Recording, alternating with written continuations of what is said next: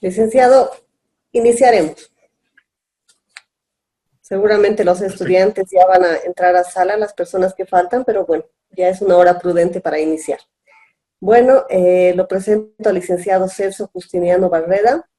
El licenciado va a dictar el módulo Sistema Financiero y el rol del mercado de valores. Como ustedes ya conocen, el licenciado tiene clases 2 semanas y también ver el tema de las ponderaciones, ¿no?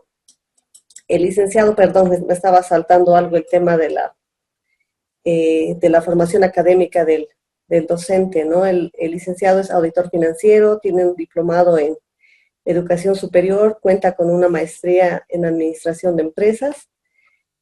Y bueno, ahora viendo el tema de las ponderaciones, como ustedes ya conocen, la asistencia es obligatoria sobre los 100 puntos. Tienen que tener el 90% de asistencia. Y en el tema de la nota final, 70 puntos va para la evaluación, 10 puntos el tema de los foros y 20 puntos una tarea que se les va a dar el día viernes para que presenten hasta el día domingo, hasta las 23:59. Entonces, eso comprende el tema de la ponderación en este módulo. Ahora, el licenciado, no sé si por favor nos podría contar un poco de su experiencia profesional, laboral, por favor. Sí, claro, buenas noches a todos. Bienvenidos a este, que es el tercer módulo, que en realidad tenía que ser el segundo, pero por un tema de tiempos se ha convertido en el tercer módulo de este diplomado. Bueno, contarles que yo vengo de la banca principalmente. Estuve trabajando casi durante 7 años en la banca, en el área de créditos. Llegué a ser jefe de agencia en una institución muy reconocida en el ámbito bancario. Y de ahí decidí hacer un pequeño cambio. Me fui al ente regulador, trabajé en la unidad de investigaciones financieras por un tiempo. Eh, Era súper interesante el trabajo que desarrollábamos ahí en esa unidad, obviamente con las complejidades que tiene más las instituciones públicas, pero era súper interesante y es súper interesante el trabajo que desarrolla esa entidad. Y después vino la oportunidad de hacer un cambio en el rubro y me llevó de lo que era el sistema financiero tradicional de la banca, llegué al mercado de valores. Actualmente trabajo en la Bolsa Boliviana de Valores, soy el jefe de promoción y desarrollo empresarial de la bolsa y desde la unidad donde yo trabajo en este momento, nos encargamos de dos aspectos que se podrían decir son bastante importantes para nosotros. Uno es el tema de desarrollo de información. Promocionamos todo lo que son servicios de información ahí en la bolsa. Y por el otro lado también vemos un poco el desarrollo de cultura bursátil, a través de programas también de educación, programas de capacitación, reuniones que tenemos con empresas, reuniones que tenemos con potenciales inversionistas también, y hacemos toda una red con el ecosistema del mercado de valores a través de las agencias de bolsa, las AFIs, la entidad de depósito de valores y otras instituciones que participan en este mercado. Eso es lo que les puedo contar de lo que he venido trabajando hasta el momento. Gracias, licenciado. Bueno, ahora ya lo dejo para que pueda continuar con su clase, sin antes agradecerle por haber aceptado la invitación de poder trabajar una vez más con Fundación IDEA. Perfecto, gracias Karen. Que le vaya muy bien. Hasta luego. Permiso. Gracias. Bien, bueno, gracias, bienvenidos a este módulo una vez más. Em, Creería yo, si bien me han pasado un poco de los datos de las personas que están en este curso, en este diplomado, eh, sobre todo me han pasado un tema de sus profesiones. No sé si hay algunas personas que trabajan en alguna empresa del mercado, creo que sí he visto un par que trabajan en alguna agencia de bolsa o en una SAFI. Em, Vamos a aprovechar de todos los conocimientos que ellos tienen porque ellos están desde el otro punto de vista de la cancha que yo les voy a mostrar, ¿no? Que ya es en la parte más operativa. Nosotros, bueno, desde en la bolsa se desarrollan bastantes actividades que se las voy a mostrar en este módulo que vamos a tener. Y creemos nosotros, bueno, por lo menos es el pensamiento que tiene la bolsa, que estas actividades están orientadas a desarrollar el mercado de valores. Sin embargo, siempre es importante tener el feedback de las otras empresas, de los otros participantes, también de las otras personas que interactúan con este mercado. Este programa de Fundación Ideas es bastante interesante, por lo menos le vemos altísimo potencial nosotros, porque cubre todos los aspectos que una persona interesada en formar parte del mercado de valores debería conocer. Seguramente ustedes ya han tenido un curso introductorio de lo que son los participantes del mercado. Entiendo que también ya han visto un poco del tema legal. Y este módulo va a ser súper simple, espero que sea divertido, porque lo que básicamente les voy a mostrar aquí son todas las acciones que viene llevando, como les digo, la bolsa, en el afán de desarrollar este mercado. Más adelante ustedes van a tener módulos bastante específicos, como el de contabilidad bursátil, van a tener un módulo específico también de estructuraciones, si no me equivoco, en donde ustedes van a poder ver ya a mayor profundidad especializaciones que hay dentro de este mercado, ¿no? Es como en cualquier otro rubro, o sea, hay gente que es especialista en algunos temas y eso es lo que más bien se busca. Y hay otros que tienen el conocimiento simplemente, o bueno, podríamos decir más generales de cómo funciona el mercado, ¿de acuerdo? Les voy a pedir que participen en el curso a medida que vayamos avanzando, cualquier comentario que tengan respecto al tema que vayamos viendo es bienvenido para poder compartir las experiencias que ustedes tengan ya de su experiencia profesional también con nosotros. Eso nos va a ayudar bastante a hacer más dinámico nuestro curso. Tanto los trabajos como la evaluación final básicamente son un requisito del diplomado que hay que cumplir. Van a ser bastante sencillos, nada complicado. La idea es que ustedes se puedan tomar un tiempito de analizar y de poder plantear algunas ideas que yo les voy a pedir, ¿de acuerdo? Quisiera, por favor, ahora que me puedan confirmar, si ustedes pueden ver mi pantalla, lo que estoy compartiendo. Sí se ve. Sí. ¿Se ve? ¿Ahí todavía se ve? ¿Está bien? Sí, se logra ver. Bien, ustedes ya han recibido todo el material de lo que les voy a compartir en estas dos sesiones. Así es que lo que vamos a ir viendo es lo vamos a ir revisando, ¿de acuerdo? Este módulo se llama el sistema financiero y el rol del mercado de valores, ¿no? Lo que vamos a ver básicamente es el sistema financiero como tal, cómo está el contexto global actualmente. Vamos a hablar del mercado de valores y de las principales características. Vamos a ahondar en todas las actividades que desarrolla la bolsa. Vamos a ver un tema acercándonos a lo que es la tesorería y el mercado de valores. Y después vamos a ver finalmente lo que es el financiamiento empresarial a través del mercado de valores. Como les digo, estos dos últimos temas los vamos a ver a nivel introductorio porque ustedes van a tener módulos específicos en los que van a poder hacer ya análisis de empresas, o bueno, espero que puedan hacer análisis de empresas. Para ir viendo ya el primer tema, hablamos del sistema financiero, vamos a hablar del contexto global de los mercados, de qué es lo que está pasando. Vamos a ver un poco el desempeño de los mercados financieros más importantes, o por lo menos los que nosotros creemos y consideramos que son los más importantes, y el desempeño después de los mercados bursátiles de la región.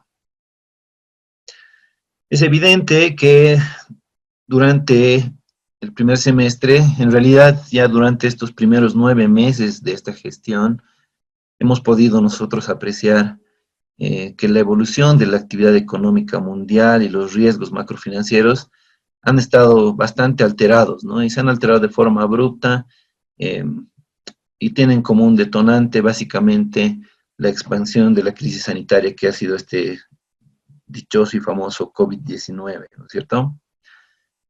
En este contexto, pues los mercados internacionales han estado bastante volátiles en este tiempo.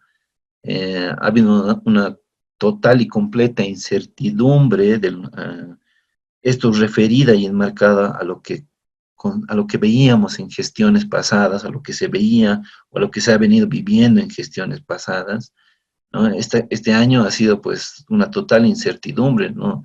No sabíamos en determinados momentos si íbamos a irnos hacia abajo o hacia arriba o hacia dónde nos íbamos a ir, ¿no? Y uno de los principales aspectos que se ha tensionado en los mercados ha sido prácticamente el tema de liquidez, ¿no? En nuestro país, ustedes también lo han podido ver, a través de la inyección de bonos, a través de la disminución de pagos de créditos en el sistema bancario y otros aspectos que han coadyuvado a que se mantenga la liquidez en las personas. Similares políticas, similares estrategias han tomado otros mercados, ¿no? En algunos, obviamente más evolucionados que nosotros, ha funcionado casi de manera inmediata, pero en otros, no sé, no he revisado por un tema de no hundir más a la percepción que tengo, por ejemplo, del país que es Venezuela. No sé qué medidas habrán podido adoptar para que la gente, para que los venezolanos tengan acceso a recursos y además de tener acceso a recursos, tengan acceso a comprar cosas, ¿no es cierto? Que ya antes de esta crisis, antes de esta pandemia, ellos ya tenían problemas. Definitivamente no sé cómo están en este momento, es complicado poder hacer una evaluación de ese país sin información principalmente, ¿no? Hay restricciones de acceso a información en Venezuela. En los mercados, obviamente, a nivel financiero han tenido colapsos y obviamente dentro de estos mercados a nivel financiero, los mercados bursátiles también han presentado caídas, ¿no? Una vez más, respecto a la incertidumbre que nos ha dado esta pandemia que se ha propagado desde China, ha pasado por Europa y ha llegado a Estados Unidos y después ha llegado aquí a Latinoamérica. En, en el grupo de las economías más avanzadas se prevé una profunda y sincronizada contracción, aunque las principales revisiones a la baja corresponden a la economía emergente y de Latinoamérica y el Caribe. Esto significa que si bien en otros países, en los países europeos principalmente, hemos visto contracciones en determinados meses de este año, eh, de ellos ha sido de forma simultánea y es también lo que se espera ahora que sea un recupero también sincronizado. Es decir, que como sus mercados básicamente están conectados, se espera que también puedan recuperarse de manera sincronizada. Aquí en nuestro país, bueno, a nivel Latinoamérica por lo menos, son muy pocos los países que tienen que se encuentran de alguna manera a través de un tratado o a través de operaciones que se hacen, ¿no es cierto? Como el MILA, por ejemplo, que son operaciones que hacen entre México, Perú, Brasil, ¿no es cierto? No recuerdo cuál más está en este momento, pero son pocos los países que tenemos, que hacemos una conjetura a la hora de hacer negocios, a la hora de desarrollar nuestros mercados. En Europa ocurre lo contrario, en Europa, principalmente la zona del euro, ellos sí están fusionados y han tenido bajas y lo que se espera es que ahora también tengan un recupero de manera sincronizada.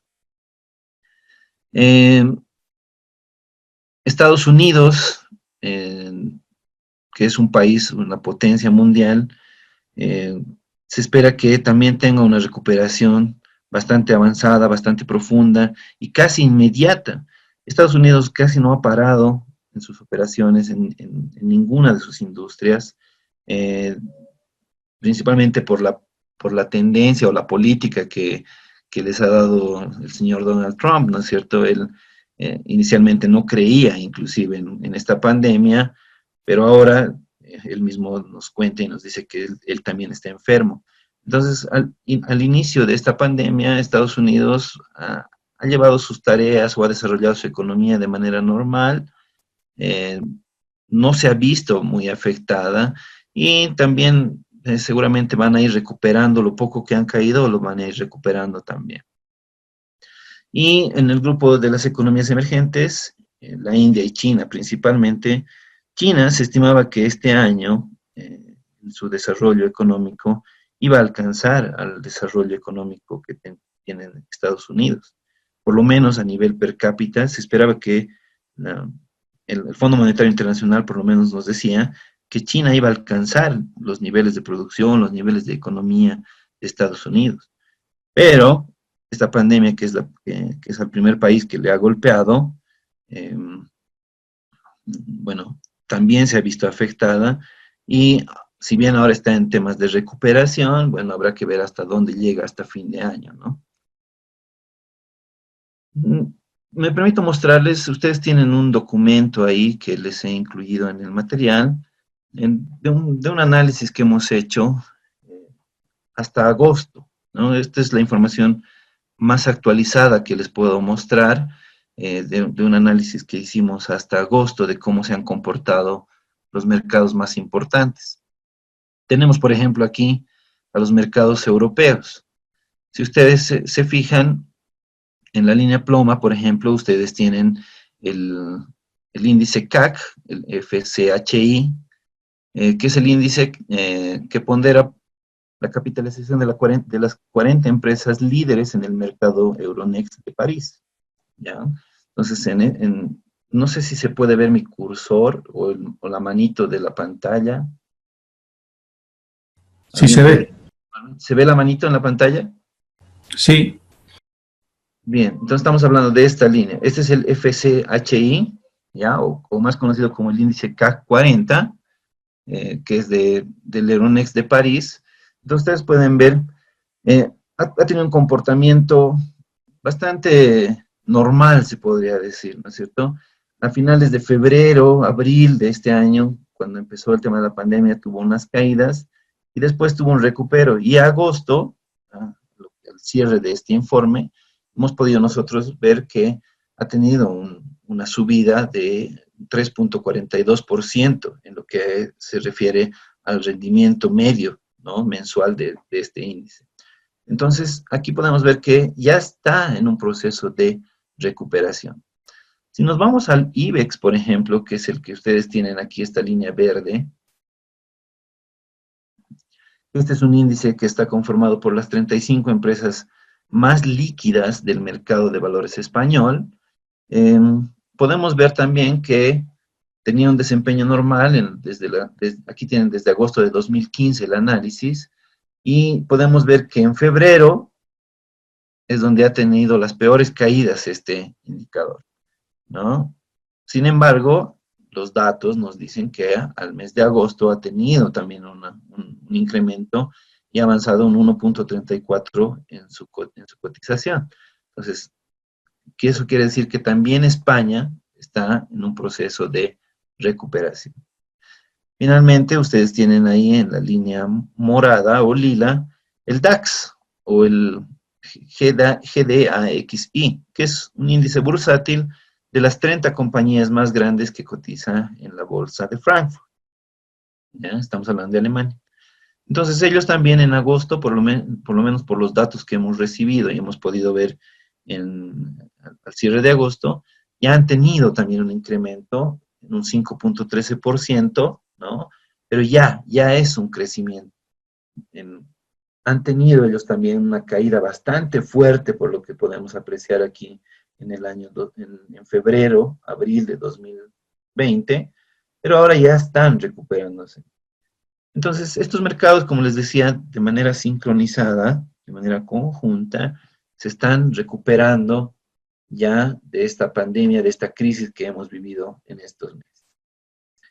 ¿Qué pasa con los mercados de Asia? En Asia, ustedes pueden ver ahí, tenemos, por ejemplo, por un lado, al Nikkei 225, que es un índice bursátil del mercado japonés, que está compuesto por los 225 activos más líquidos del mercado japonés. Entonces ustedes tienen ahí en la línea verde al Nikkei 25. También nosotros hemos podido hacer un análisis y hemos visto que por lo menos hasta agosto, hasta finales de agosto, ha tenido una subida bastante grande, bastante representativa de casi el 7%, ¿no? Casi un 7% ha tenido ya de incremento esta economía.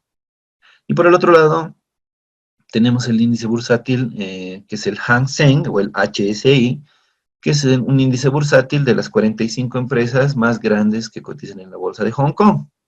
Entonces ellos también, ahí en la línea morada ustedes pueden ver, han tenido también ya un crecimiento, una subida, no muy grande como, no tan grande como la de Japón, que está bordeando el 7%, pero ellos han tenido un avance también en un 2.37, 2.40%, ¿no? Entonces, también podemos decir que estos mercados están en suba o están subiendo.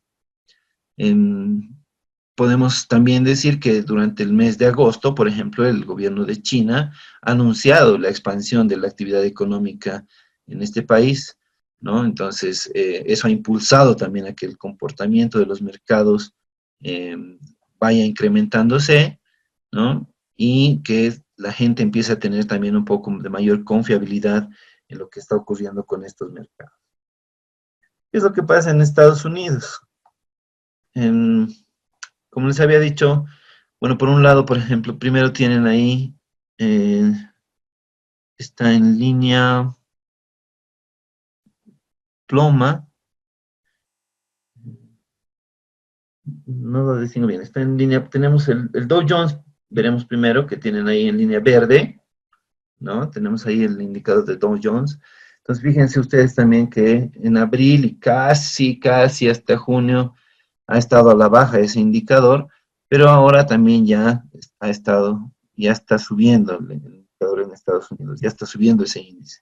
Y por el otro lado, tenemos también, me disculpo, no puedo cambiar las pantallas. ¿Ustedes están viendo la pantalla fija ahí? Sí. Mm, a ver.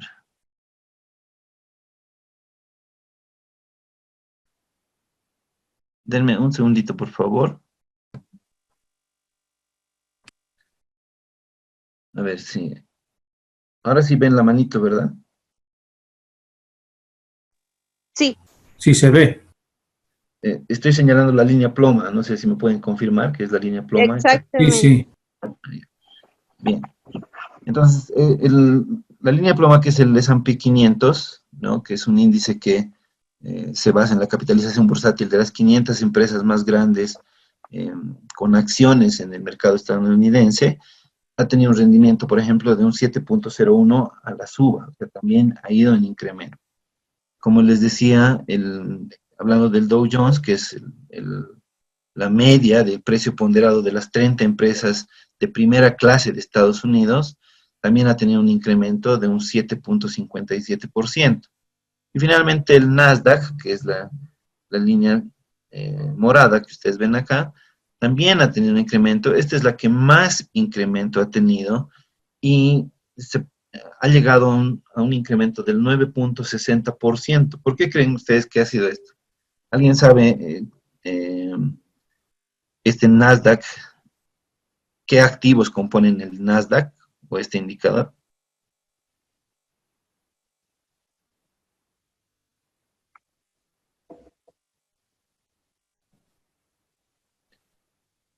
Bien, bueno, el Nasdaq compone básicamente, es un índice que reúne a todas las empresas de tecnología, ¿no? De alta tecnología en el Nasdaq.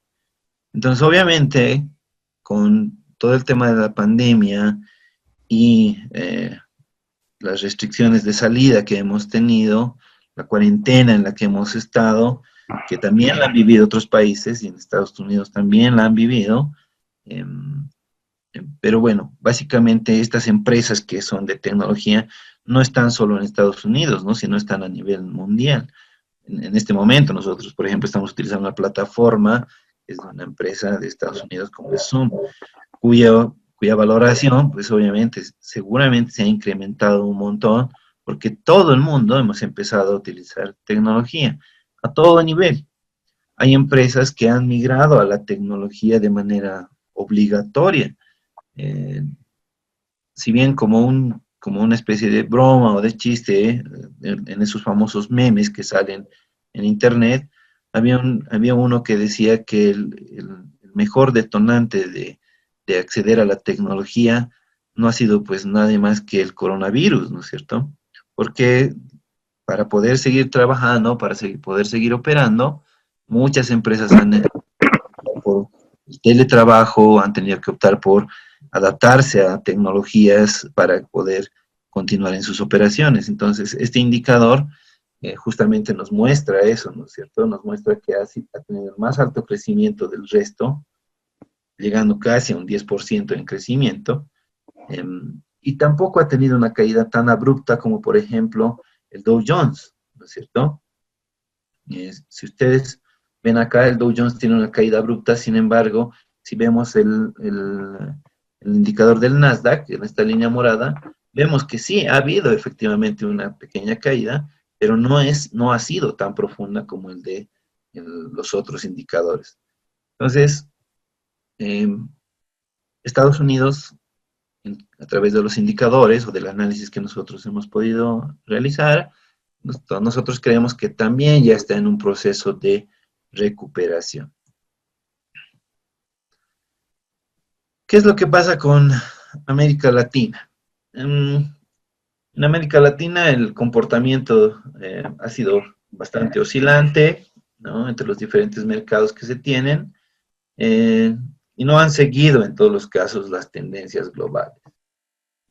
Para Latinoamérica se ha caracterizado por presentar elevados niveles de volatilidad, tanto por situaciones políticas, económicas, regionales, como mundiales, ¿no es cierto? Y la actual situación en materia comercial a nivel mundial podría afectar de forma negativa a la región, dada la bastante dependencia que nosotros tenemos en productos con origen en China, ¿no es cierto? Tenemos casi todos los países a nivel de América trabajan, exportan productos de China. Sin embargo, también se podría decir que es una oportunidad para la región si si se consiguen rendimientos positivos que atraigan a la inversión extranjera. Si vemos este gráfico que ustedes tienen ahí de la cotización de los principales índices de América Latina, a ver, vamos a tratar de ver uno por uno. Tenemos, por ejemplo, en la línea morada, ¿no?, ustedes tienen al Bovespa, que es un índice que está formado por las 50 compañías más grandes que cotizan en la Bolsa de Valores de San Pablo. Entonces, aquí, por ejemplo, a agosto, ha ocurrido algo un poco extraño, ¿no? Coyunturalmente, Brasil no me he puesto a analizar qué es lo que está pasando. Sin embargo, este indicador, por lo menos lo que nos muestra es que ha tenido una baja en agosto, una baja del 3.44%. Entonces, podemos ver que en febrero ha tenido una caída, ha tenido un recupero, y a finales de agosto ha cerrado con una baja, ¿no? Básicamente, yo entendería que esto es el resultado de las consecuencias de los problemas fiscales que tiene este país, principalmente para los inversionistas, ¿no? Pero, como les digo, coyunturalmente no he entrado en profundidad para ver qué es lo que podría haber ocasionado una baja en ese indicador. Tenemos después en la línea ploma, ¿no? Si ustedes ven aquí esta línea ploma,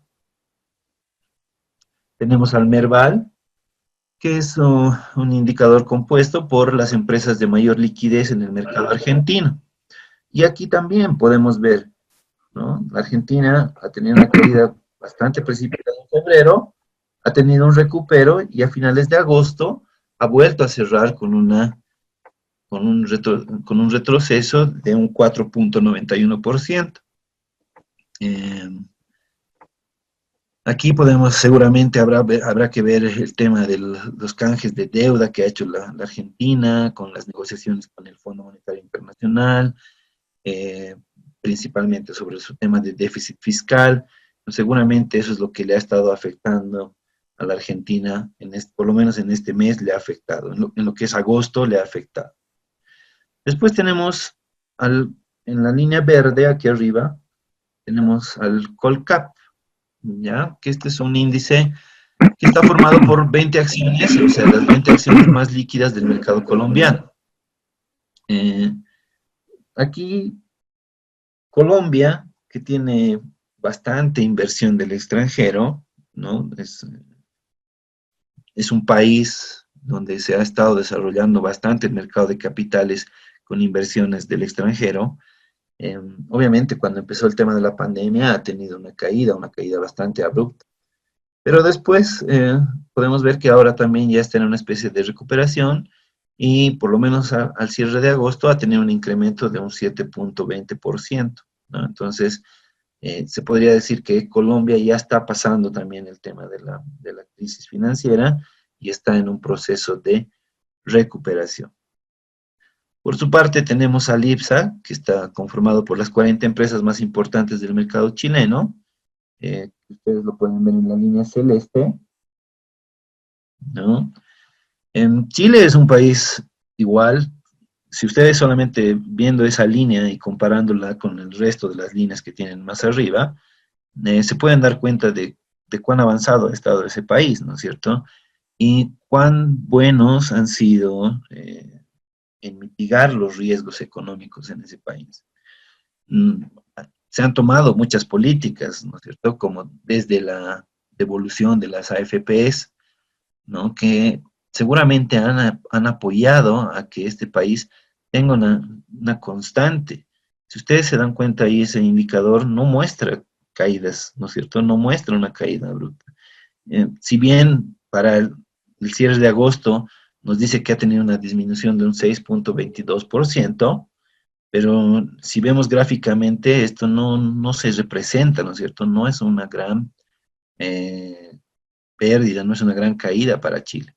Eso quiere decir que sus políticas están funcionando y eso que venía de temas de convulsión social bastante grandes, ¿no? Casi similares a las que nosotros hemos vivido, pero por lo menos por lo que sus números nos dicen, es que no ha tenido una caída muy importante.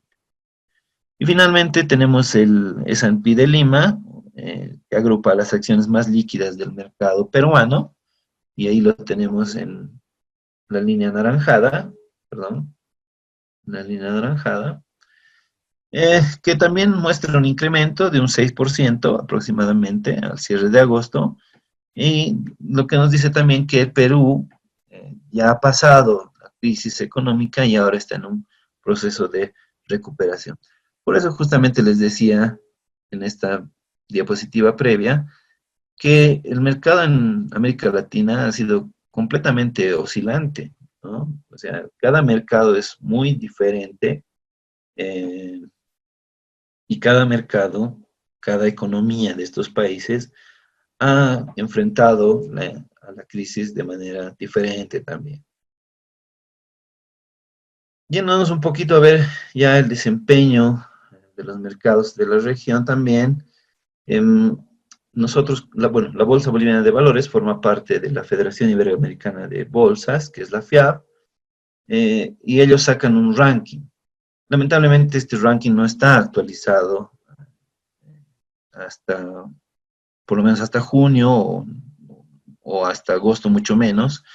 Entonces, lo que tengo aquí para mostrarles es que en el desempeño ahí entre los mercados, ahí aparece nuestro país, ahí aparece Bolivia en el 7º lugar del desempeño de los países de Latinoamérica. ¿Por qué les muestro esto? Porque habrá que ver a fin de año, para nosotros va a ser por lo menos muy interesante poder ver qué es lo que va a ocurrir o en qué lugar va a quedar nuestro país respecto de los demás. Y yo, por las operaciones, por cómo hemos ido viviendo las operaciones en la bolsa, no han disminuido, no han bajado en casi ningún momento las operaciones, porque afortunadamente ahora todo se hace de manera virtual, pero seguramente sí va a haber un impacto, eh, dada la volatilidad de los otros mercados, ¿no es cierto? Seguramente habrá mercados que aparecen más abajo en el tema del ranking, porque han tenido caídas mucho más bruscas que otros, o habrán países que aparecerán tal vez por encima del ranking, ¿no? O las primeras posiciones del ranking, porque su economía les ha permitido mantenerse de manera constante. Eh, otra de lo que nos va a importar evaluar al final de este periodo va a ser también dónde Bolivia queda en las operaciones o en las negociaciones con valores de renta fija, ¿ya? Seguramente lo han visto en el primer módulo y les han debido decir que el mercado de valores en nuestro país es un mercado 99% de renta fija. Entonces, va a ser interesante poder hacer ese análisis, poder hacer ese chequeo en qué posición vamos a quedar cuando termine esta pandemia. Vamos a ver si nos mantenemos ahí en el cuarto lugar, como pueden ver ustedes, estábamos a diciembre del año pasado, o vamos a ver si, por ejemplo, bajamos en las posiciones de ese ranking que saca la FIA. Bien, dentro de los documentos que les he facilitado, ustedes tienen, por ejemplo, la memoria de la bolsa, la memoria que es de 2019, ¿ya? La han publicado hace no mucho, si no me equivoco, justamente en el mes de agosto se ha publicado la memoria. Y ahí, por ejemplo, podíamos ver que a nivel bolsas iberoamericanas, ustedes pueden ver ahí a Bolivia, en qué porcentaje o cómo está relacionado con el PIB las operaciones que se realizan aquí en la bolsa. Y podíamos ver, por ejemplo, que a diciembre del año pasado los montos que se han negociado en la bolsa de valores representaban aproximadamente el 28% del PIB de nuestro país, ¿no? Entonces estamos hablando de un mercado bastante grande que pese a las convulsiones que hubieron en octubre del año pasado, todavía ha logrado mantenerse en este ranking que ustedes ven ahí en una sexta posición.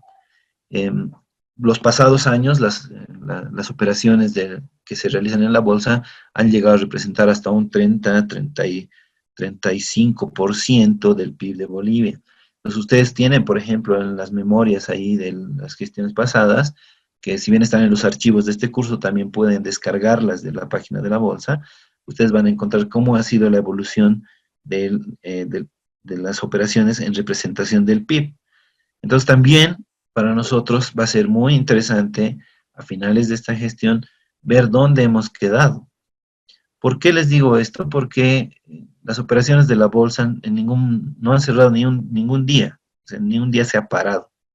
Han habido industrias, han habido empresas, han habido otros sectores que sí han tenido que parar obligatoriamente. Sin embargo, las operaciones de la bolsa no se han detenido en ningún momento. Entonces habrá que ver si si realmente el hacer las operaciones de forma virtual ha favorecido a este posicionamiento de representación del PIB, o también habrá que ver desde el otro punto de vista si el PIB de nuestro país no ha crecido mucho, por ahí nosotros quedamos mucho más arriba en la representación, o si el PIB crece, que es algo que no creo y seguramente la mayoría de ustedes no lo cree, tal vez hemos quedado en una posición similar a la del año pasado o mucho más abajo. ¿Por qué es importante que veamos esto? ¿Por qué es importante entender este contexto? Me permito mostrarles aquí un pequeño análisis que ha hecho un colega mío de lo que es la relación entre la economía y el sistema financiero, ¿no? Específicamente este amigo que trabaja en una calificadora de riesgo ha hecho un análisis comparativo de lo que es el crecimiento del PIB en Bolivia comparado con el ratio de mora del sistema bancario, ¿ya? Ustedes pueden ver ahí desde el año 1993 hasta el año 2020 esta comparación. En la línea azul ustedes pueden ver el crecimiento del PIB. Yo creo que ha sido un poco exagerado mi amigo, Porque si ustedes ven al final de 2020, le pone una caída súper grande al crecimiento del PIB. Esperemos que no, esperemos que esa su estimación no llegue realmente a esos niveles, ¿no? No llegue a esos niveles.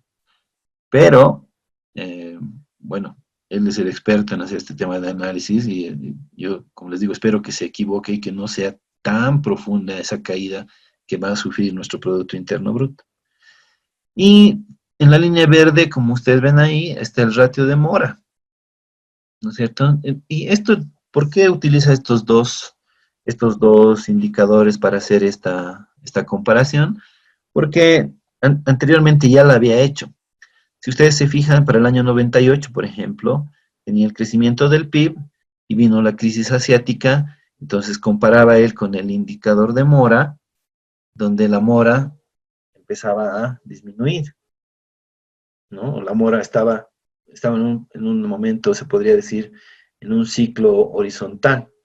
Después de la crisis asiática, perdón, después de la crisis asiática, podemos ver que ha habido un incremento en la mora de los créditos del sistema bancario.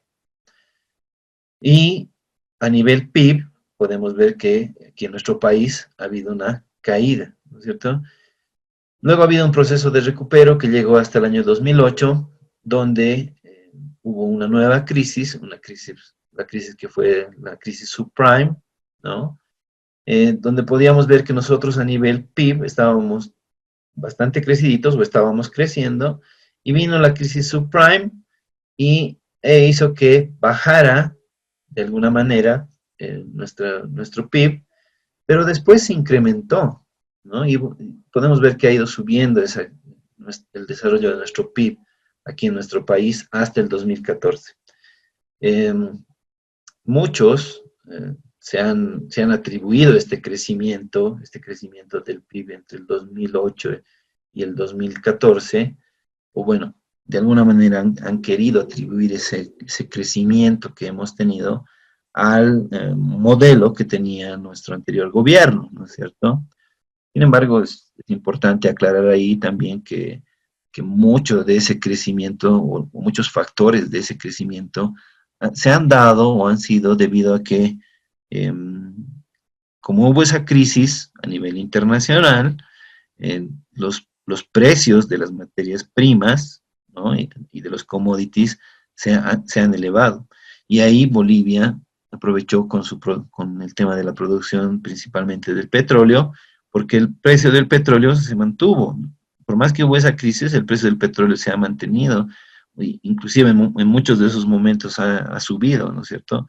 El precio del petróleo, lo que ha hecho que nuestra economía tenga nomás un buen crecimiento. Obviamente, lo que sí bajó ahí fue el ratio de mora, porque había liquidez en nuestro mercado y las personas podían pagar sus créditos, por lo tanto, el ratio de mora ha disminuido. Luego hay una baja petrolera en los precios del petróleo, que viene a partir del 2014, que se viene arrastrando eso un poco. Ya ninguno de los contratos que puede sacar nuestro país, ustedes bien lo saben, pues, está alcanzando los precios que se manejaban antes. Eh, entonces ha habido una baja del petróleo. Sin embargo, esa baja del petróleo, dado el crecimiento anterior que habíamos tenido hasta el 2014, tampoco ha afectado mucho el tema de la liquidez, lo que ha permitido que se mantengan en niveles estables, por lo menos el ratio de la mora del sistema financiero. Y ahora en 2020 nos encontramos con el COVID-19, ¿no? En, creería yo que hay algunos de ustedes que trabajan en los bancos, ¿no es cierto? No sé si hay alguien que trabaja en los bancos que nos pueda contar cómo está el tema de su indicador de mora o cómo ha estado en este tiempo ese su indicador. ¿Hay alguien del curso que trabaja en banco, que trabaja en el área de análisis de riesgos o de análisis de mora, tal vez?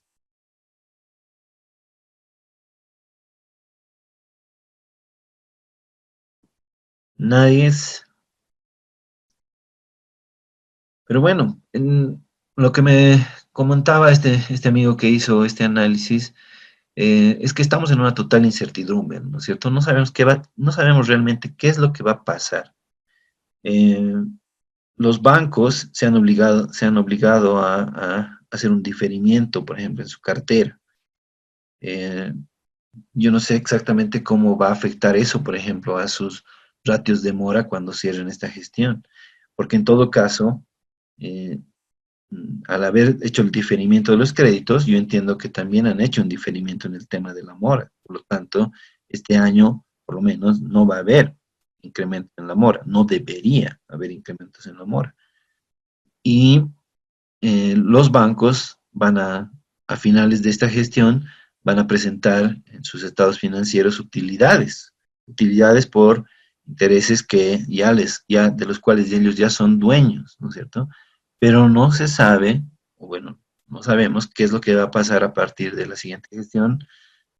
Por ahí hay personas, por ahí empresas que realmente al siguiente año se den cuenta de que no van a poder pagar o no van a poder cubrir esas obligaciones.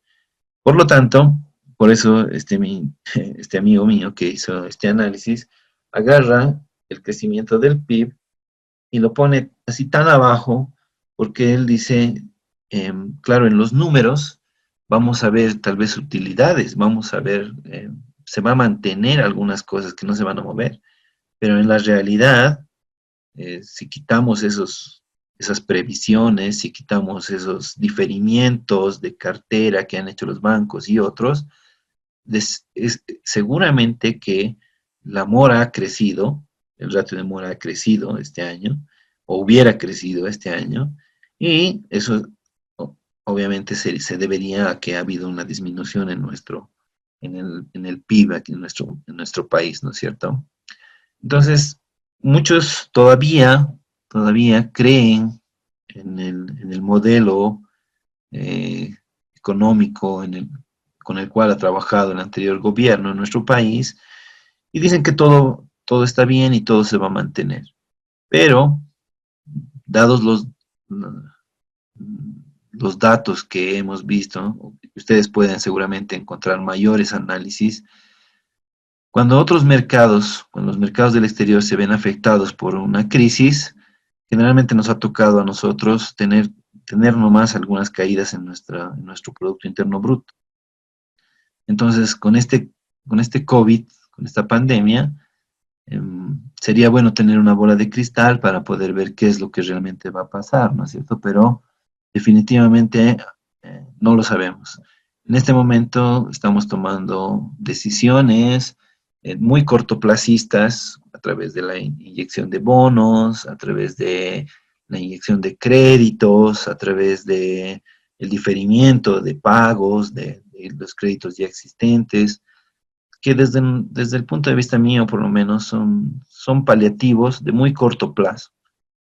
Para el largo plazo, lamentablemente a nuestro país eh, nos ha tocado de yapa vivir un tema de un gobierno transitorio, se podría decir, que al final ha terminado gobernando casi un año también, eh, pero transitorio al fin. Y ese gobierno que tal vez hubiese podido hacer o desarrollar otro tipo de políticas en este tiempo, ha tenido que dedicarse a paliar las crisis, ¿no es cierto? Y entonces eso nos da una altísima incertidumbre de qué es lo que va a pasar aquí en nuestro país. No sé si alguien quisiera comentar algo de cómo ve, cómo nos va a ir en la siguiente gestión, qué es lo que va a pasar. No sé si alguien de ustedes ya ha hecho este tipo de análisis. Hoy día veía, por ejemplo, un artículo que salió de Nueva Economía, si no me equivoco, y dice todo todo el tema industrial debería migrar a Santa Cruz, ¿no es cierto? Porque Santa Cruz tiene potencial para crecimiento y los otros departamentos ya no, ¿no? Entonces, incluso ese tipo de análisis son bastante fuertes y nos dejan, una vez más, como les digo, en la incertidumbre de ver qué es lo que va a pasar, ¿verdad? A ver, les dejo alguien, no sé, quien quiera participar, que pueda tal vez descontarnos algo de qué es lo que piensa que va a pasar en esta gestión 2021 que se aproxima.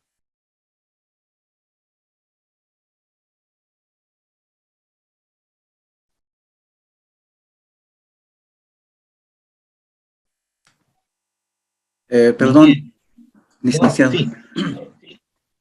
Bueno, Dale, no, dale. en realidad un poquito apoyar lo que usted indica, ¿no? Porque ahí el principal problema es la liquidez, ese va a ser el problema, ¿no? Porque con este diferimiento de créditos que existe, se van a ir devengando, se van a ir causando los intereses, entonces a final de gestión va a subir el tema de interés por cobrar, y tal vez ahí surja el problema de la moda que usted indica, porque va a tocar el momento de cobrar, ¿no? Entonces ahí tal vez muchas empresas no van a poder pagar, ¿no? Así también yo trabajo en el sector público, igual nos está pasando con el tema de coparticipación tributaria, que es lo que nos corresponde a la participación sobre los impuestos, ¿no? Y realmente ahí sí se siente también este efecto de la liquidez, ¿no? Si bien pueden haber políticas estatales que pueden ir dividiendo los cobros, pero se va a sentir más adelante, ¿no? Eso es por una parte. La otra parte que quería comentarlo, preguntarle más bien, es esta información que nos muestra de la bolsa, ¿no?, boliviana. Yo pienso que también este tema de no tener tanto peso en lo que son las acciones, o sea, en la parte de este tipo de valores, y más en los de renta fija, no sé si tendrá el mismo efecto en otros países, ¿no? ¿Por qué? Porque en realidad las empresas están sufriendo pérdidas. Entonces, las empresas en otros países yo entiendo que van a mostrar ese resultado negativo, y por ende, si están en la bolsa, en sus bolsas, entonces las acciones van a tener una caída. Nosotros tal vez no lo sentimos mucho porque creo que es menor, ¿no? Y es menor con la información que hemos visto en otros módulos, la participación de acciones en relación a lo que son bonos y principalmente a lo que son los TPFs, ¿no? A la larga también yo entiendo que puede afectarse porque es el sistema financiero lo que va a verse afectado, pero también al nosotros operar más con estos TPFs, tal vez los otros países sí sienten más porque deben tener más movimiento en lo que son los de renta variable, ¿no? Lo que son las acciones. Eso no sé si es así, no sé si me puede tal vez complementar o aclarar eso. Y bueno, un poquito eso es lo que podría comentar muy de manera general, Isa. Gracias, Rodolfo. No sé, a ver, alguien más antes de comentarte sobre el tema del accionario. No sé si Boris, Miguel, Olivia tienen algo que nos puedan comentar, Gabriela. Sí, Celso, mira, yo creo que el tema de la liquidez se va a seguir arrastrando a la gestión 2021 porque lo que ahora está pasando es simplemente que a través del diferimiento, la agonía de los prestatarios, por así decirlo, simplemente se está acumulando y se está traspasando a la gestión 2021.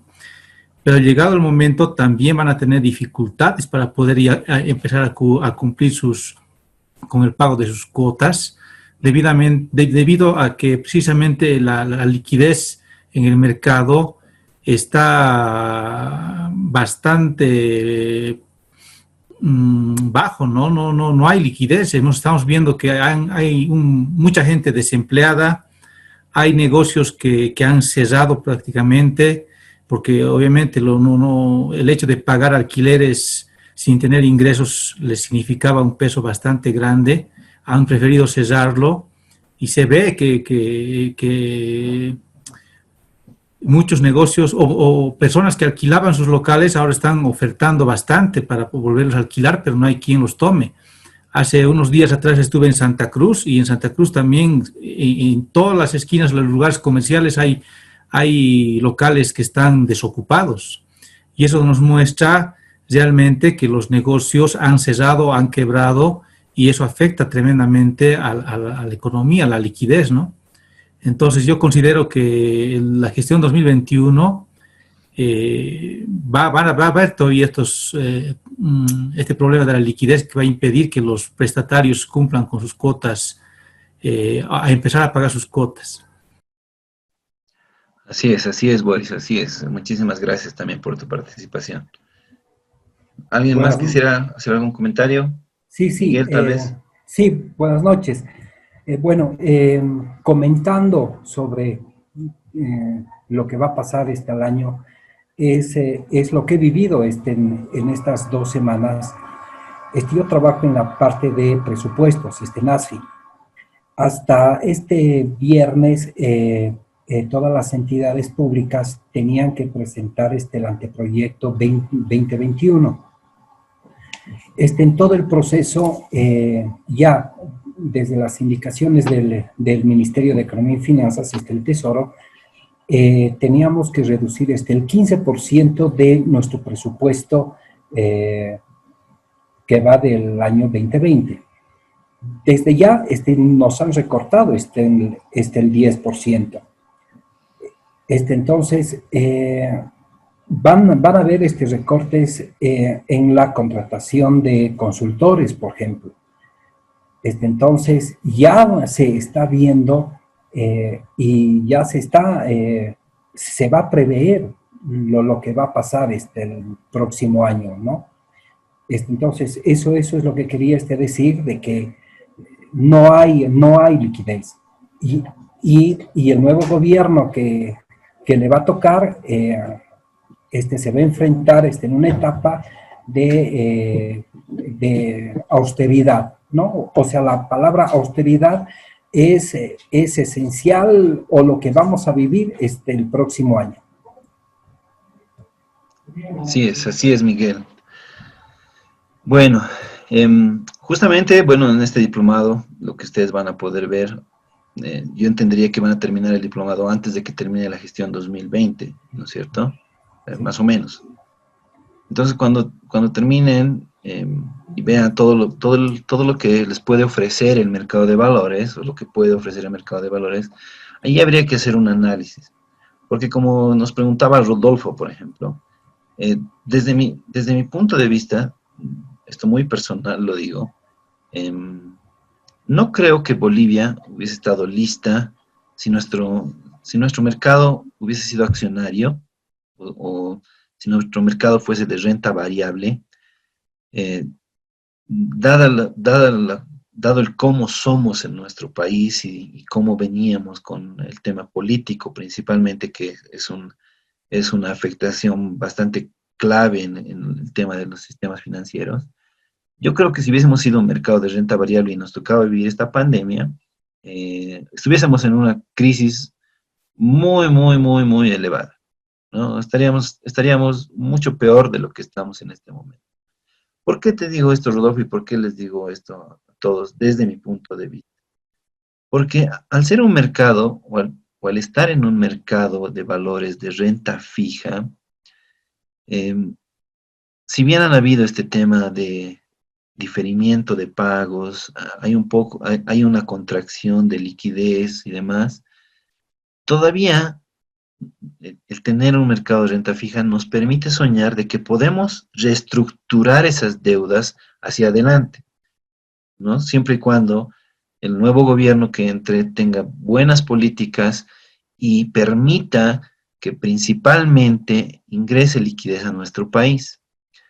De darse eso, muchas de las empresas que tienen financiamiento actualmente en la bolsa, que posiblemente no se ha dado, no está ocurriendo, pero que posiblemente en algún momento entre lo que es octubre y diciembre de este año no pudieran cumplir con alguno de sus pagos, como es una deuda y tiene que pagarse en algún momento, se puede hacer una reestructuración de ese financiamiento. Se puede volver a emitir un bono para reemplazar un bono anterior, con las miras de que la empresa en el futuro se va a recuperar o va a recuperar su estabilidad económica. Pero eso va a depender mucho de qué políticas y de qué acciones tome el nuevo gobierno en nuestro país. Por lo menos nosotros creemos que algo que sí necesitamos abrir las puertas, las ventanas y sacar el techo si es posible, es hacia la inversión extranjera. Pero no a la inversión extranjera informal, sino a la inversión extranjera formal a través, tal vez, de la bolsa de valores. ¿Por qué? Porque necesitamos liquidez, necesitamos dinero en este momento, ¿no es cierto? Todas nuestras empresas necesitan dinero en este momento. Y nuestros principales inversionistas, que son los fondos de pensiones, si nos quedamos en este pequeño círculo, si la empresa no tiene empleados y no paga aportes a la AFP, por lo tanto la AFP no tiene plata para invertir, por lo tanto las empresas que emiten en el mercado de valores no tienen dinero para hacer sus proyectos o para cubrir sus obligaciones, entonces es un círculo en el que nos vamos a quedar. Si permitimos, o si el gobierno permite o abre, como les digo una vez más, las puertas para recibir inversión extranjera por la vía formal, por la vía mercado de capitales, nuestro país tiene un altísimo potencial. Obviamente, ¿no es cierto? Obviamente, un poco como veía el gobierno anterior, todo esto era que estamos vendiendo las empresas hacia afuera, y no es eso, ¿no es cierto? Si lo hacemos de forma privada, posiblemente, ¿no? No sé si alguno de ustedes trabaja en una empresa o tiene amistades que tienen empresas en Santa Cruz, por ejemplo, y ustedes le preguntan, ¿y de dónde recibes dinero? Y lo reciben del exterior. Están recibiendo dinero del exterior. De amigos, familiares que trabajan en el exterior o que viven en el exterior, reciben dinero. Entonces, eso es inversión. Eso es inversión y se está canalizando a través de, bueno, no quisiera pensar, digamos, de que traen en una maletita el dinero, ¿no? Pero lo hacen a través de giros, lo hacen a través de depósitos bancarios. Podríamos hacer eso mismo a través del mercado o a través de la bolsa de valores. Gente que es inversionista afuera, que haga inversiones en empresas aquí en nuestro país, y tal vez ahí logremos un poco, en algunos casos, desarrollar también el mercado accionario, ¿no? Porque mientras lo hagamos a través de la deuda, ahí nuestras empresas y las inversiones todavía van a quedar muy protegidas. Si lo hacemos a través de la renta variable, que desde la bolsa sería lo ideal, pero desde mi punto de vista, yo digo que todavía sería muy riesgoso poder hacer eso, ¿no? En, bueno, esperemos que el gobierno que va a venir tiene una tarea muy complicada a nivel económico, financiero. Tendrá que tomar políticas muy drásticas en algunos escenarios. Eh, el tipo de cambio, no sé qué es lo que le podrá pasar al tipo de cambio. Definitivamente quisiera tener, todos quisiéramos tener una bola de cristal para ver qué es lo que va a pasar. Muchos van preguntando, ¿compro dólares? ¿No compro dólares? ¿Qué hago? ¿No es cierto? ¿Me endeudo? ¿No me endeudo? Eh, porque tal vez el tipo de cambio va a ser uno de los principales factores que se va a ver afectado en las decisiones que vaya a tener que tomar el nuevo gobierno, ¿no es cierto? Pero bueno, ese es el panorama internacional, ese es el panorama como se está viviendo. Ya muchos de los países, como ustedes han visto, están en un proceso de recuperación. Aquí a nivel Bolivia no tenemos, digamos, esa información, lamentablemente en nuestro país todavía no tenemos un índice bursátil que nos pueda decir, digamos, cómo estamos respecto a las otras economías, pero las medidas, por lo menos desde mi percepción, las medidas que ha tomado este gobierno han sido paliativas en este periodo, en este proceso, en este periodo de pandemia, en este periodo de cuarentena. A partir de ahora, con los nuevos, supuestamente saliendo de la pandemia, habrá que ver qué políticas va a tomar hacia adelante nuestro país y principalmente el nuevo gobierno que vaya a entrar, ¿no? ¿Qué decisiones tomará? Va a ser importante esperar eso y esperemos que se resuelva el 18 de octubre y no pase más allá, ¿verdad? Bien, sigamos ahora viendo la presentación. Entramos ahora a ver lo que es el mercado de valores y vamos a ver las principales características. Como les digo, y como bien ustedes me han comentado, esto ya lo han visto. Seguramente Walter Martínez ha sido su profesor en el anterior módulo, me corrigen si me equivoco. Pero Walter les ha debido explicar ya un poco de cómo funciona nuestro mercado. Es interesante que lo podamos ver una vez más conmigo para que tal vez puedan algunas preguntas que no se las han hecho a Walter, me las puedan hacer a mí, o podamos complementar tal vez algo de lo que Walter les ha explicado. En, hablemos un poco de lo que ha sido el mercado primario, ¿ya? La información que les voy a mostrar ahora es información que, una vez más, tenemos hasta el cierre de 2019. Eso es importante, ¿ya? Yo tengo información actualizada. Es más, en la documentación que les he compartido un boletín que se llama La Bolsa en el Mes, y en ese boletín de La Bolsa en el Mes ustedes van a poder encontrar la información al mes de agosto, ¿ya? Todo lo que ha sido las colocaciones del mercado primario, las operaciones del mercado secundario, ustedes van a poder ver.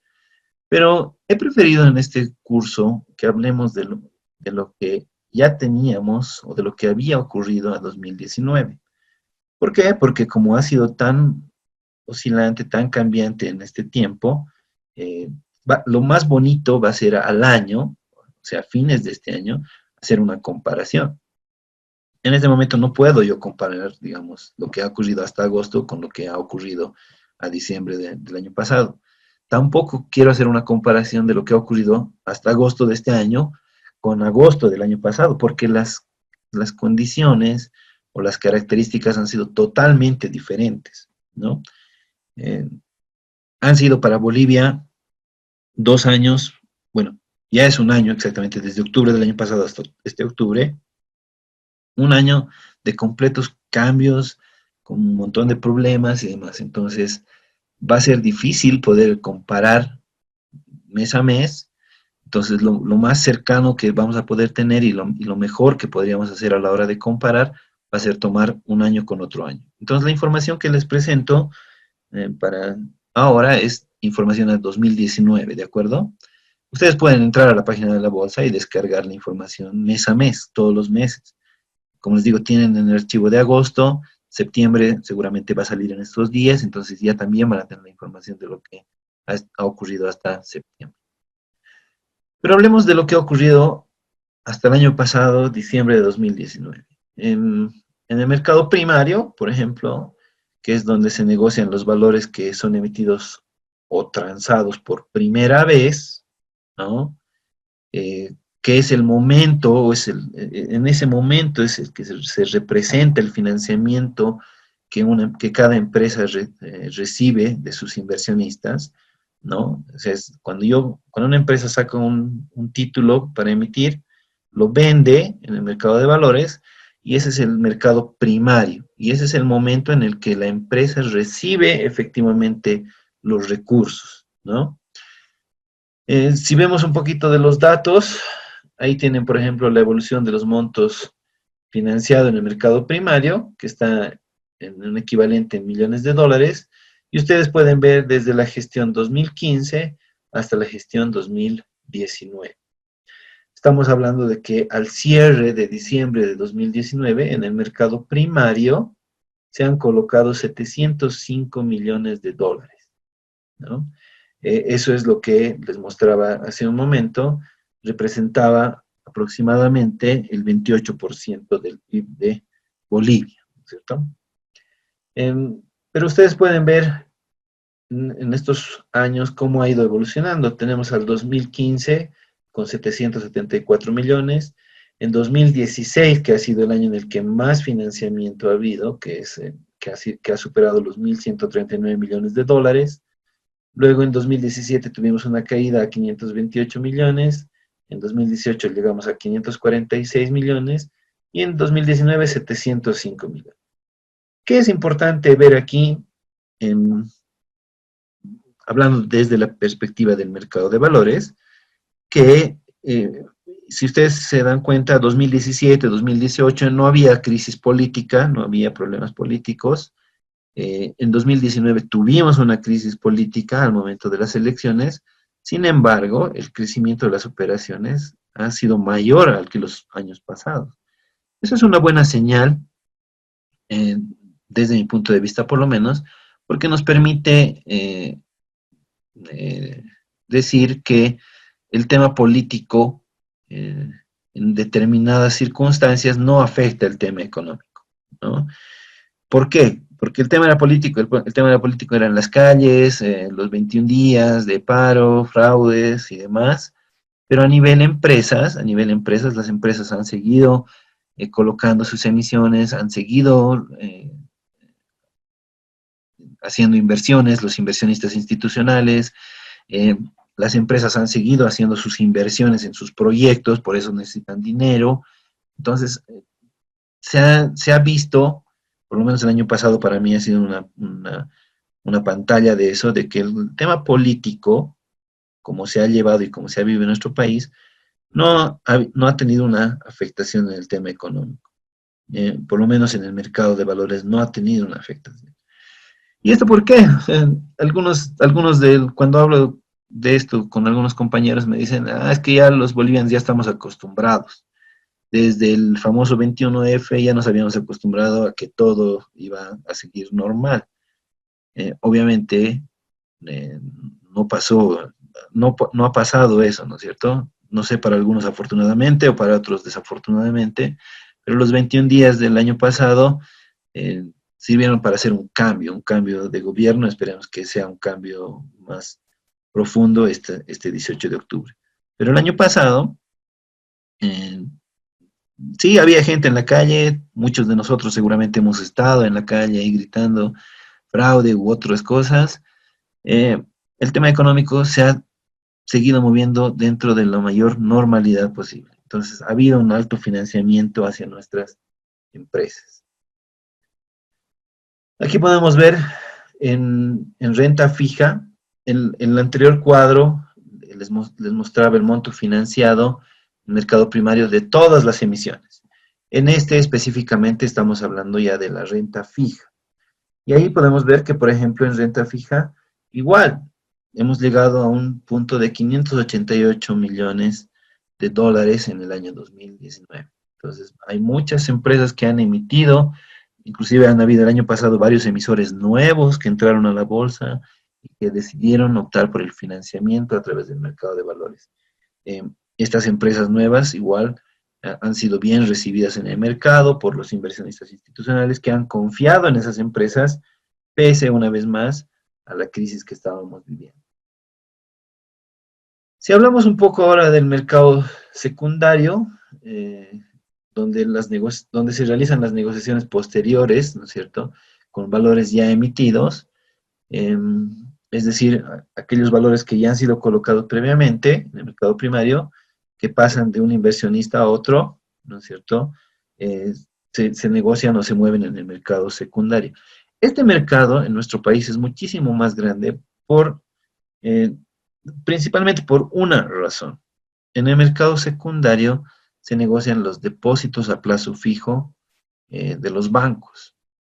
¿Ya? Entonces, esas operaciones con esos valores que no se dan en el mercado primario, porque para un DPF su mercado primario es cuando una persona va al banco, deja su dinero y le entregan un depósito a plazo fijo. Ahí sería el mercado primario. Ahí es donde nacería un depósito a plazo fijo. Pero después estos depósitos pueden ser negociados, se pueden transar, y se pueden transar en el mercado secundario en la bolsa. Entonces, en ese mercado, el año pasado, por ejemplo, hemos llegado a un total de 11.173 millones de negociaciones. Entonces, ahí como ustedes leen en ese texto, dice el mayor pico se ha alcanzado en enero, donde se han negociado algunos cupones de bonos, pero el resto se da porque se han negociado depósitos a plazo fijo y también se han negociado algunos valores de titularización. Entonces, si vemos el gráfico, desde enero de 2019 a diciembre de 2019, efectivamente podemos ver que en enero ha habido la mayor negociación en el mercado secundario. Después tendríamos a mayo y después tendríamos a diciembre, ¿no? Fíjense ustedes también que en octubre, noviembre y diciembre ha habido todavía mercado secundario, ¿no? Y en diciembre inclusive ya se han superado los niveles de negociación que habían habido en noviembre y en octubre. Obviamente también esto tiene su explicación, ¿no? Las agencias de bolsa o las empresas que participan en el mercado de valores, al igual que la banca, se establecen determinadas metas, ¿no es cierto? Metas de, como los bancos se establecen metas de colocación de cartera, las agencias de bolsa, las AFIs, se establecen también determinadas metas en negociación. Entonces, como no ha parado en ningún momento las operaciones, y para cierre de fin de año, lo que han hecho es que, como han habido esos problemas en octubre y noviembre, que no han impedido las negociaciones, lo que han hecho es han llevado la mayor cantidad de sus operaciones a diciembre, donde ya otra vuelta estaba en la normalidad en nuestro país, ¿cierto? Y en diciembre se han vuelto a hacer las operaciones, ¿no? Esto nos dice también que hay estos 11.133 millones de dólares, estamos hablando de que es un mercado secundario bastante grande, bastante profundo, ¿no? Obviamente, ya lo han visto, ¿no es cierto? Se negocia mucho el tema de los DPFs. Nos encantaría a nosotros como bolsa que en el mercado secundario más bien se negociaran más bonos, más bien se negociaran cuotas de fondos de inversión cerrados, se negociaran acciones en nuestro mercado secundario, pero lamentablemente no se da todavía, no hemos llegado a ese punto de desarrollo de este mercado. Entonces, la mayoría de estas negociaciones se da en depósitos a plazo fijo. Y este grafiquito que ya lo han debido ver también, que resume a todo lo que son los montos o los volúmenes operados en el año 2019 en el mercado de valores. Ahí tienen una comparación de lo que han sido las negociaciones de 2018 con las negociaciones de 2019. Y como les decía hace un momento, ustedes pueden ver aquí, está dividido en dos, lo que es renta fija y lo que es renta variable. Y somos expertos en renta fija, ¿no? Porque tenemos 98,87% de operaciones que se realizan en renta fija. Un 1,12% se realizan en operaciones de renta variable. Y aquí, en las operaciones de renta variable, las que más podríamos destacar son las cuotas de participación de los fondos cerrados, ¿no? Que son instrumentos de renta variable. Dentro de los instrumentos que tenemos de renta fija podemos ver a los bonos bancarios bursátiles, a los bonos de corto plazo, tenemos bonos de largo plazo también, tenemos bonos participativos, bonos municipales, bonos del tesoro, cupones de los bonos, tenemos depósitos a plazo fijo, tenemos las letras del Banco Central, las letras del Banco Central prepagables, tenemos pagares bursátiles, tenemos valores de titularización. Fíjense ustedes en este cuadrito, tenemos, por ejemplo, a diferencia del 2018, hemos tenido bonos de corto plazo. Hemos tenido empresas que han hecho emisiones de bonos de corto plazo. Después, una de las cosas muy interesantes que tienen que ver ustedes aquí es en el tema de las letras del Banco Central, ¿no? En el 2019 no hemos tenido letras del Banco Central. ¿Por qué ha sido eso en 2019? Bueno, pues formaba parte de la estrategia del anterior gobierno, ¿no? Esa estrategia en la que querían mantener el tipo de cambio, de conservar el tema de la liquidez en las personas. Entonces, si no se han emitido letras en el Banco Central, con el objetivo de mantener los niveles de liquidez que había en la población. No se olviden que el Banco Central controla la liquidez a través de la emisión de bonos y letras, ¿no? Si emite letras es para contraer la liquidez. Y si deja de emitir letras es para más bien expandir la liquidez en el país. Entonces, claro o muy evidente queda aquí que no han habido letras del Banco Central, no se han negociado. Y si ustedes van al reporte de las operaciones de mercado abierto del Banco Central, se van a encontrar con que sí se emitían letras, sí ha emitido el Banco Central letras, pero ninguna de esas las ha adjudicado. Y en la parte inferior de los documentos que nos muestra el Banco Central, ahí abajo dice por qué no se han adjudicado, o sea, nos dan una razón. Y la principal razón nos dice que es solamente por una política de mercado. ¿Qué política era esa? Nunca la hemos conocido, ¿no es cierto? Nunca ha sido de conocimiento público cuál ha sido la política. Pero obviamente se estaban refiriendo a mantener la liquidez en el bolsillo de las personas, ¿no? Entonces, por eso no se han emitido ni se han negociado letras el año 2019. 98.87% en renta fija. Esa es una preocupación. Pero haciendo una caladita un poquito más profunda a este cuadrito, nos encontramos con que el 86.65% de las operaciones se realizan con títulos de bancos, ¿no? Es decir, estamos hablando de los bonos bancarios bursátiles y estamos hablando de los depósitos a plazo fijo. Si sumamos ambos, nos dan el 86.65%.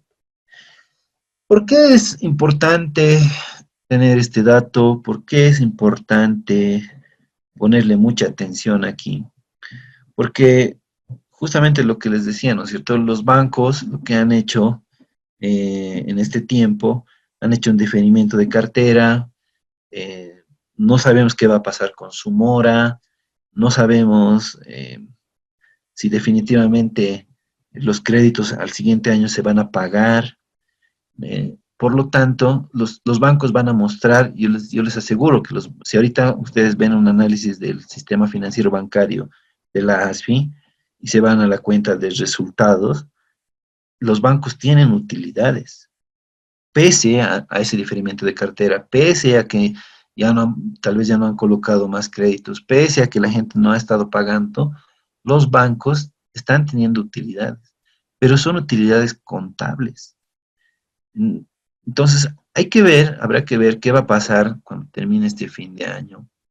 Porque si ustedes se dan cuenta y tenemos tanto volumen en estas operaciones con títulos de bancos, no quiero ni imaginarme, pero bueno, si hay algún economista, digamos, aquí en el foro que nos está escuchando, seguramente el economista nos dirá, vamos a hacer un supuesto y vamos a suponer que un banco entra en quiebra. ¿Ustedes imaginan qué pasaría si un banco entra en quiebra o se declara en quiebra en estos momentos? O en el corto plazo, hablando, digamos, de un año. Eso significaría o representaría una crisis realmente a nivel financiero. Esperemos que no ocurra en primer lugar y esperemos también que si es que ocurre o si se da, nuestro gobierno esté listo para eso. ¿Por qué? En otros países, cuando han habido este tema de tipos de crisis en los que estaban relacionados los bancos, cuando algún banco se iba a declarar en quiebra, lo que hace el gobierno o el Estado es cubrir o apoyar a ese banco, ¿no es cierto? Porque la caída de un banco es una caída sería una caída muy grande y sería una caída sistemática, ¿no? O sea, cae uno y caen todos por detrás.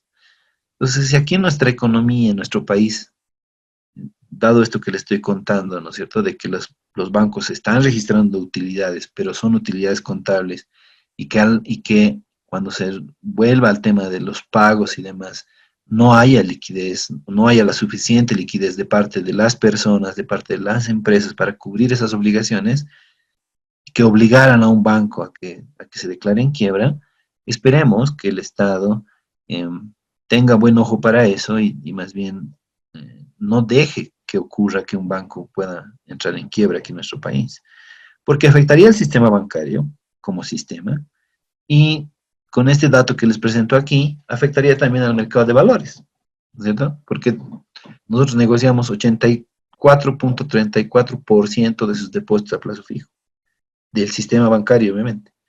Pero si cae uno y hay una caída sistemática, estaríamos muy complicados en nuestro país y en estos dos mercados principalmente estaríamos muy, muy, muy, muy complicados.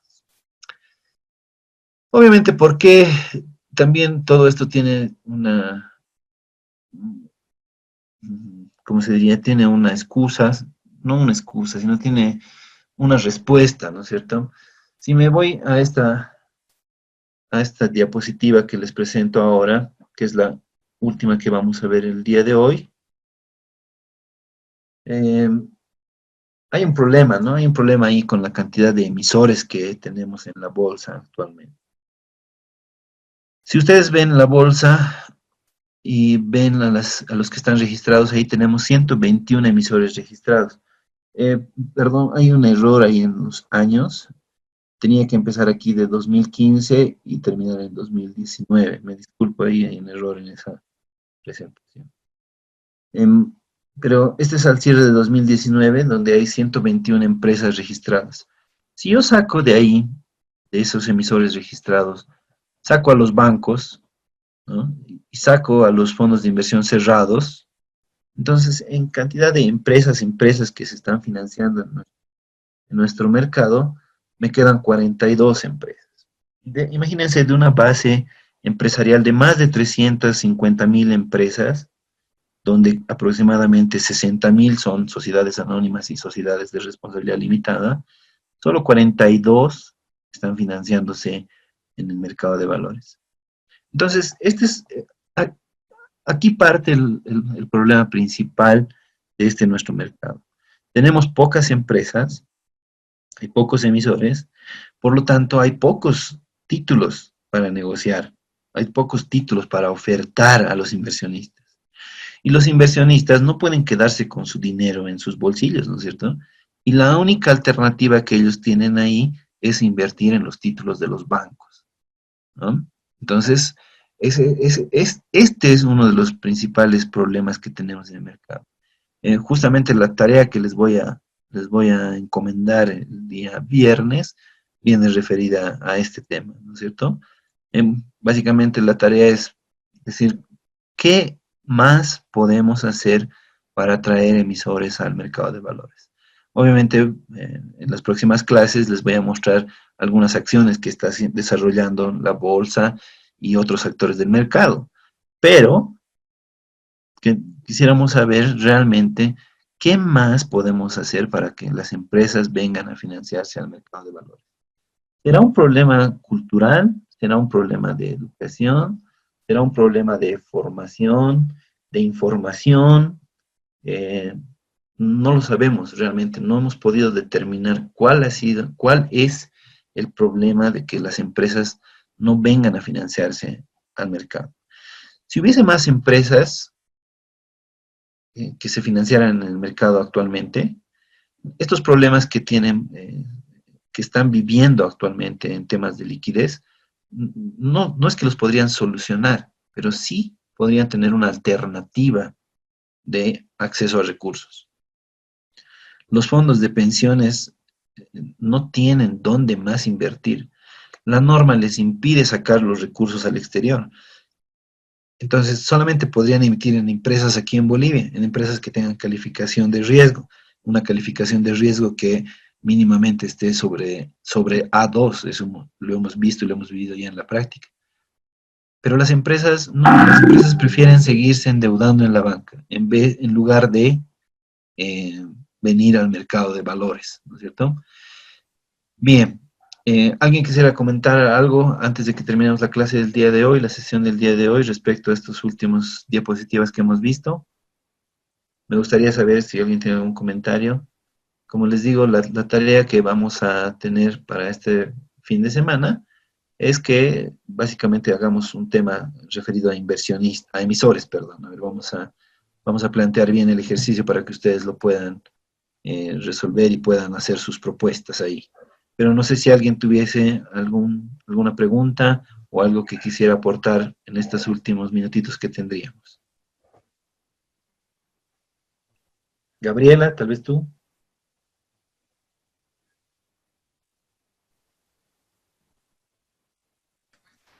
Doctor, perdón, Rodolfo. Sí. ¿No? Un poquito, quería, como usted ya tiene conocimiento dentro de la bolsa, ¿hay operaciones? ¿Cuántas son las operaciones de derivados que existen en la bolsa? La verdad, como las acciones son, en comparación a los DPF, son muy, muy, muy bajas. sea, la operativa. ¿Esto de los derivados también existe eso acá en Bolivia? No, no se negocian derivados, ¿no? Ese es uno de los proyectos en los que se está trabajando, pero para poder hacer derivados necesitaríamos también títulos de renta variable. Como has visto, somos renta fija, ¿no?